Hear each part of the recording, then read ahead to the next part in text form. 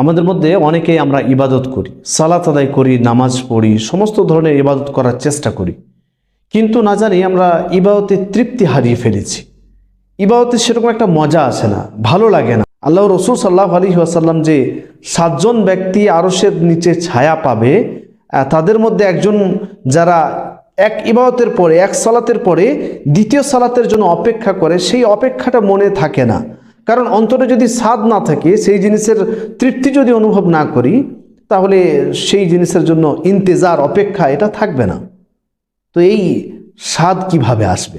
দেখেন তো, স্বাদ না আসার অনেকগুলি কারণ রয়েছে।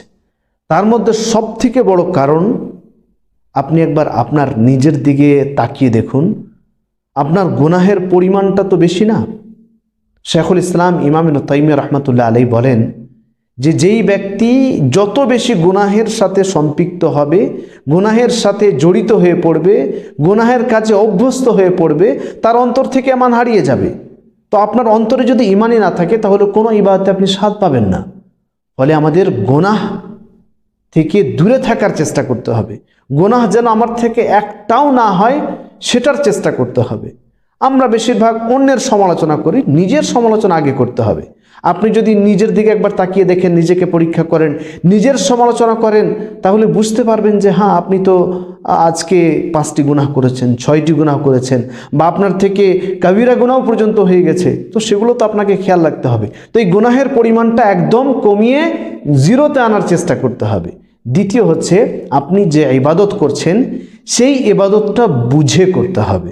আপনি সূরা ফাতিহা পড়েন নামাজে, সূরা ফাতিহার অর্থই বুঝেন না, সূরা ফাতিহার ব্যাখ্যাই জানেন না আপনি।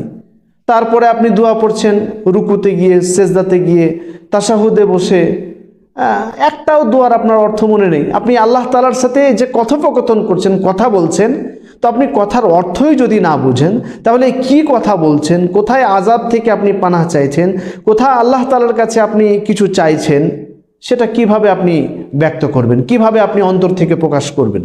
তো অন্তর থেকে আপনার এই তৃপ্তি পাওয়ার জন্য জরুরি হচ্ছে, আপনি ইবাদত যা করছেন, যেটাই করছেন, যেটুকুই করছেন, সেটা বুঝে করার চেষ্টা করতে হবে।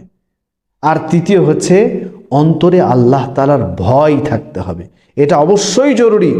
যে কোনো কাজে সেটা আরও ভালো করে হওয়ার জন্য আল্লাহ তাআলার ভয় অবশ্যই জরুরি। আল্লাহ তাআলার ভয় যদি অন্তরে না থাকে, সেই ইবাদতটি ভালোভাবে হবে না। আল্লাহ তাআলার কাছে দোয়া করি, হে আল্লাহ, তুমি আমাদের সকলকে সঠিকভাবে ইবাদত করার এবং সেই ইবাদতে তৃপ্তি পাওয়ার, ঈমানের স্বাদ পাওয়ার তুমি তৌফিক দান করো। আমিন। তাকাব্বাল ইয়া রাব্বাল আলামিন।